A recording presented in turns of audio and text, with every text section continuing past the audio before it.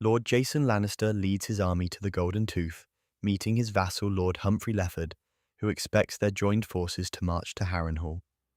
Jason, however, wants to wait for Aemond and Vhagar, as they need a dragon to combat Daemon's dragon, Caraxes. Dismissing Jason Lannister's request for protection, Aemond plans to ally with the Triarchy leaders to break the Velaryon shipping blockade.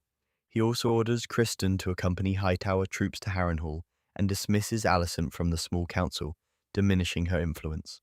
Aemond sternly rebuffs Larys' suggestion to be appointed Hand of the King and orders him to summon his grandfather, Otto Hightower, back to court. Aemond visits Aegon and presses his brother regarding what he remembers about the battle at Rook's Rest. Aegon claims he has no recollection. Larys also visits Aegon, truthfully saying the king is permanently handicapped but retains his mind. He tells Aegon he can use his disability as an advantage by allowing others to underestimate him, just as Larys himself has done. He warns that Aegon's life is in danger while Aemond is Prince Regent. Aegon asks for Larys' help. As Gwaine is about to leave for Harrenhal with Criston's troops, Alicent asks about her youngest son, Daemon, who resides in Oldtown. Gwaine says that teenage Daemon is stalwart, clever, and, unlike his brothers, also kind. This pleases Alicent, who harbors regrets about her parenting choices. Mysaria's agents spread rumors that the royals regularly feast while the small folk starve. When Larys informs Aemond about the growing unrest, he cannot understand why citizens blame them rather than Rhaenyra, who ordered the blockade. Larys explains that the crown is expected to provide for the small folk. Mysaria sends food-laden boats bearing Rhaenyra's banners to King's Landing. The people openly praise Rhaenyra, but fight each other for the limited supplies. Leaving the sept after prayers, Alicent and Helena are swarmed by starving rioters. When a man grabs Alicent, a king's guard severs his arm, though Alicent orders the guards to sheathe their swords.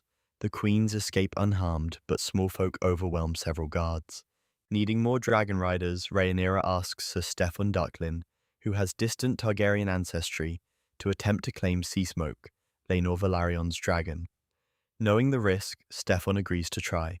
Seemingly receptive at first, Seasmoke lashes out and burns Steffon and a dragon keeper to death. When Lord Bartimos Celtigar criticizes Rhaenyra, she slaps him and proclaims she has allowed others to forget to fear her. When Jacaerys later queries his mother about the incident, Rhaenyra laments her passivity in the war. Walking through the Vale, Rhaena notices scorched earth and charred animal carcasses, indicating a nearby dragon. When she mentions it to Lady Jane Arryn, she claims a wild dragon roams the area. Jane also announces that Prince Reggio of Pentos answered Rhaena's letter and has agreed to shelter Rhaena and Rhaenyra's youngest sons, Aegon and Viserys. Preparations are underway for their departure. Daemon continues having fitful dreams, including one about his brother Viserys. Disturbed by the ghostly images, Daemon fears his mind is being manipulated with poison and suspects Sir Simon Strong. He prepares to leave until Alice advises he wait and do nothing, foreseeing that conditions may change in a few days.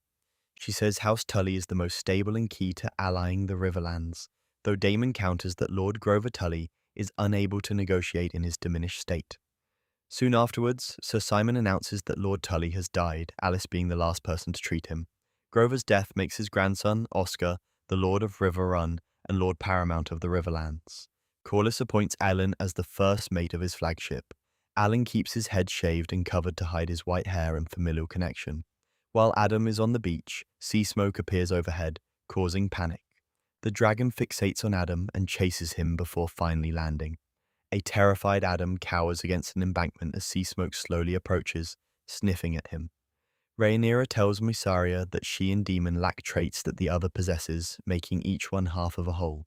Mysaria reveals details about her traumatic past, sexual abuse, and why she is loyal to Rhaenyra. Mysaria's words move Rhaenyra, and the two kiss passionately. They are then interrupted by news that Seasmoke has been spotted with a rider. Rhaenyra believes it may be a green ally, and immediately leaves on Syrax to confront them.